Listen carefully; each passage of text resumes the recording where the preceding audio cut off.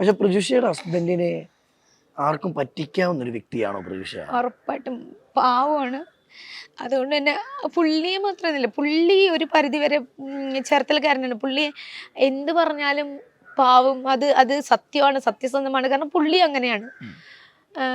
പുള്ളി സത്യസന്ധനായിട്ടുള്ള ഒരു മനുഷ്യനാണ്. ആരെയും പറ്റിക്കണമെന്നോ വഞ്ചിക്കണമെന്നോ വിചാരിച്ചിട്ട് ജീവിക്കുന്ന ഒരു വ്യക്തിയല്ല.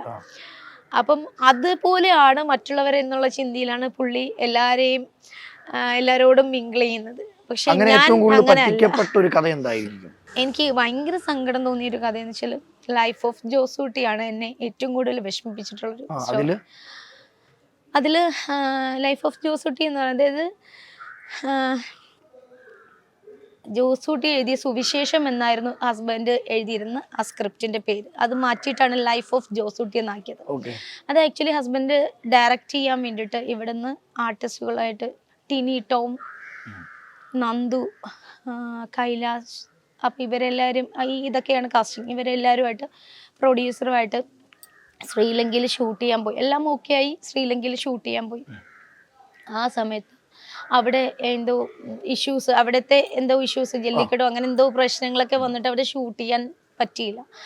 അപ്പം ഇത് ഡയറക്ടർ വഴിയാണ് പോയി ഇത്രയും ആൾക്കാരെ അവിടെ ഇന്ന ലൊക്കേഷനിൽ കൊണ്ടുപോയി ഷൂട്ട് ചെയ്യിക്കണം എന്നുള്ള ഒരു കാരണം പറഞ്ഞിട്ട് ഈ പ്രൊഡ്യൂസർ ജിത്തു ജോസഫിൻ്റെ ഡേറ്റ് കിട്ടിയെന്നും പറഞ്ഞ് പുള്ളീനെ കൊണ്ട് ചെയ്യിക്കാനാണ്. ഇനി എനിക്കിങ്ങനെ പറ്റില്ല, ഒരുപാട് നഷ്ടം വന്നു അപ്പം പുള്ളി എഴുതി കൊടുക്കണം എന്നുള്ള ഒരു സിറ്റുവേഷനിലേക്ക് വന്നു.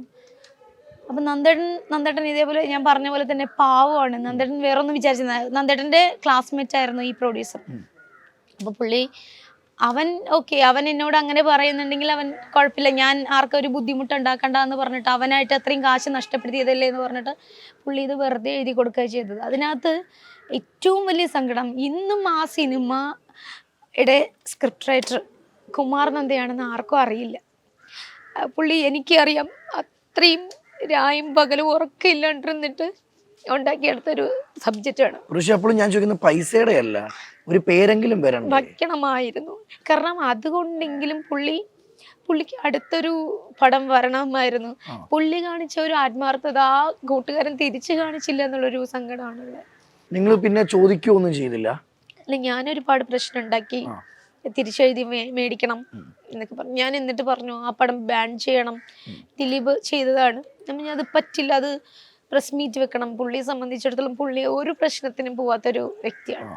പക്ഷെ ഞാൻ ഒരുപാട് പ്രശ്നം ഉണ്ടാക്കി പുള്ളിയോട്, വെളിയിലല്ല പുള്ളിയോട് ഞാൻ പറഞ്ഞു അത് എങ്ങനെയെങ്കിലും പ്രസ് മീറ്റ് വെച്ചിട്ട് പറയണം, ഇത് കുമാർ നന്ദയുടെ സബ്ജക്റ്റ് ആണ് എന്ന് പറയണമെന്ന്. പക്ഷെ പുള്ളി വേണ്ടടി, അതിനുള്ളത് നമുക്ക് ദൈവം എന്താന്ന് വെച്ചാൽ തരും എന്നുള്ള രീതിയിലാണ് പുള്ളിയുടെ കൺസെപ്റ്റ്. കാരണം അത്രമേൽ വലിയൊരു സ്ക്രിപ്റ്റ് ഒരു പേര് പോലും വരാതെ പോവാന്ന് പറയുമ്പോൾ തന്നെ നമുക്ക് ചിന്തിക്കാൻ പറ്റുമോ? അതെ, അത് ഏറ്റവും കൂടുതൽ വിഷമം. അതേപോലെ തന്നെ ഒത്തിരി സിനിമകൾ പുള്ളിയുടെ പോയിട്ടുണ്ട് ഇതുപോലെ തന്നെ.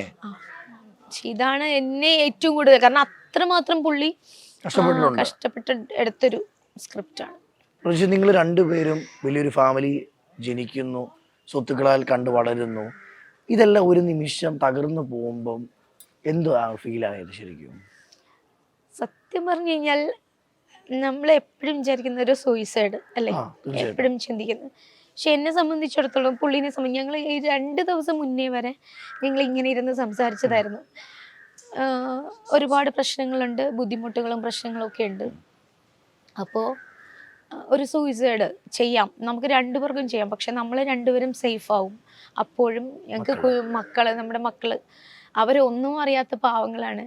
ഇപ്പം ചെയ്യുന്ന എല്ലാവർക്കും ഞാൻ ചിന്തിക്കുന്ന ഒരു സംഭവം, അവരെന്തറിഞ്ഞിട്ടാണ് നമ്മളെ മക്കളായിട്ട് ജനിക്കുന്നു, അവരൊരു പ്രശ്നങ്ങളും അറിയുന്നില്ല, ഒരു തെറ്റും ചെയ്തിട്ടില്ല. അപ്പം നമ്മളങ്ങ് സുഖമാണ്, നമുക്കങ്ങ് സൂയിസൈഡ് ചെയ്ത് പോയാൽ മതി. അപ്പോഴും ഈ ബാധ്യതകളും ഈ ആരും ഇല്ലായ്മയും അനുഭവിക്കുന്നത് ഞങ്ങളുടെ കുഞ്ഞുങ്ങളായിരിക്കും. അപ്പം അതുകൊണ്ട് തന്നെ ഞാൻ കുറച്ചും കൂടെ ബോൾഡാണ്. അങ്ങനെയല്ല, ഇത് ശരിയാവും, ഇതിനേക്കാൾ അപ്പുറം ചെയ്യാൻ പറ്റും, ചെയ്തെടുക്കാൻ പറ്റും എന്നുള്ള വിശ്വാസത്തിലാണ് മുന്നോട്ട് പോയിക്കൊണ്ടിരിക്കുന്നത്. നടക്കുമായിരിക്കാം. കടങ്ങളൊക്കെ ഒരുപാടുണ്ടോ ഇന്നോ? അത്യാവശ്യം നല്ല കടങ്ങളുണ്ട്. അത് ഇതിന് മുന്നേ ഒരു സിനിമ അതാണ് കുറച്ച് കൂടുതൽ കടങ്ങൾ ഉണ്ടാക്കിയത്. ഞാൻ വേറൊരു പ്രൊഡ്യൂസർ ഉണ്ടായിരുന്നു ഹസ്ബൻഡിൻ്റെ കഴിഞ്ഞ പടത്തിന്. അപ്പോൾ ആ പ്രൊഡ്യൂസർ ഷൂട്ട് സ്റ്റാർട്ട് ചെയ്തു. രണ്ടാമത്തെ ദിവസം പുള്ളി ഫണ്ട് ഫസ്റ്റ് ഡേ അങ്ങനെ തള്ളിപ്പോയി. ഫണ്ട് ആയിട്ടില്ല എന്ന് പറഞ്ഞിട്ട് പുള്ളി പെട്ടെന്നങ്ങ് മാറി. അപ്പം നന്ദേട്ടനെ സംബന്ധിച്ചിടത്തോളം ഇത്രയും ക്രൂവിനെ വിളിച്ച് വരുത്തി പുള്ളീനെ കണ്ടിട്ടാണല്ലോ ഇത്. നോർമൽ ഒരു ഹെഡ് എന്ന് പറയുന്നത് അതിൻ്റെ ഡയറക്ടറാണല്ലോ. അദ്ദേഹത്തിനെ കണ്ടിട്ടായിരിക്കുമല്ലോ ഇത്രയും ആൾക്കാർ അവർ വീട്ടിൽ നിന്ന് ഇറങ്ങുമ്പോൾ തന്നെ ഒരു 30 ദിവസം നമുക്ക് വർക്ക് ചെയ്യാം, അതിൽ നിന്ന് കാശ് കൊണ്ടുപോയി നമ്മുടെ വീട്ടിലെ കാര്യങ്ങൾ നടത്താം, പല കാര്യങ്ങളും ചിന്തിച്ചിട്ടായിരിക്കും ഇത്രയും ആൾക്കാർ. ഇപ്പം ഞാനടക്കം അല്ലെങ്കിൽ ഈ ഫീൽഡിൽ നിൽക്കുന്ന ആൾക്കാരടക്കം ഒരു വർക്ക് കിട്ടുമ്പോൾ വരുന്നത് ചിന്തിക്കുന്നത് അതായിരിക്കും. അത് പെട്ടെന്ന് ഇല്ലാണ്ടാവുമ്പോൾ ഉണ്ടാവുന്ന ഒരു പ്രശ്നം. അപ്പം ആ ഒരു പ്രശ്നം ഇത്രയും ആൾക്കാർ നേരിടേണ്ടി വരുമെന്നുള്ളൊരു സിറ്റുവേഷൻ പുള്ളീനെ വിഷമിപ്പിച്ചു. എത്ര രൂപയോളം നഷ്ടമായിട്ടുണ്ട്? അങ്ങനെ ഏകദേശം ഒരു 65 ലക്ഷം രൂപയോളം നഷ്ടം എന്നല്ല, അത് നമ്മൾ പല സ്ഥലങ്ങളിൽ നിന്നും പലിശക്കെടുത്ത് ചെയ്യേണ്ട ഒരു അവസ്ഥ. കാരണം ഇവരെ അത്രയും സേഫ് ആക്കാൻ, നന്ദേട്ടൻ സേഫ് ആക്കണം എന്നുള്ളൊരു ചിന്ത വന്നപ്പോഴത്തേക്ക് എന്നോട് ചോദിച്ചു എന്താ ചെയ്യാൻ പറ്റും, ഇത്രയും ഫാമിലി നമ്മളെ പ്രതീക്ഷിച്ച് വന്നിരിക്കുകയാണ് അവരുടെ വീടുകളിൽ നിന്ന്, അപ്പം എന്താ ചെയ്യാൻ പറ്റുക.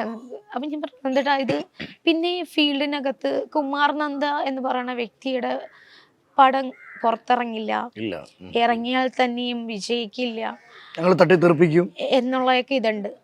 അപ്പൊ എനിക്ക് പുള്ളി ഇങ്ങനത്തെ ഒരു വ്യക്തിയല്ല. പുള്ളി പണ്ട് ബ്ലാക്ക് ആൻഡ് ഡെക്കർ എന്ന് പറഞ്ഞിട്ട് ദുബായ് കമ്പനിയിലെ ഹെഡായിരുന്നു. പുള്ളി ഇറങ്ങുന്ന സമയത്ത് 4 ബ്ലാക്കറ്റ്സ് ഉണ്ട്.